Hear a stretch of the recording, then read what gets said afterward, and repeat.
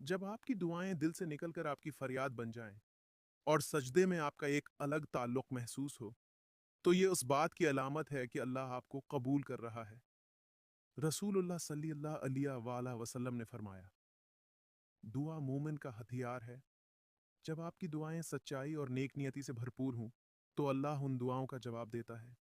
हज़रत ज़करिया अलैहिस्सलाम ने अल्लाह से औलाद है की दुआ की और अल्लाह ने उनकी दुआ कबूल की और उन्हें बशारत दी कि उनके यहाँ हज़रत यही अलैहिस्सलाम पैदा होंगे। ये निशानियां हमें बताती हैं कि अल्लाह की तरफ रुजुआ करने का वक्त आ चुका है और ये वो लम्हा है जब हम अपने दिल से दुआ करें, सजदे में जाएं और अल्लाह की रहमत के दरवाजे खोलें। इख्तिताम, प्यारे इस्लामी बहन भाइयों, अगर आप इन 4 निशानियां अपनी ज़िंदगी में देख रहे हैं तो यकीन जानिए अल्लाह आपको बुलंद मकाम देने वाला है। याद रखें, अंधेरी रात जितनी भी लंबी हो, सुबह का सूरज ज़रूर तुलवा होता है।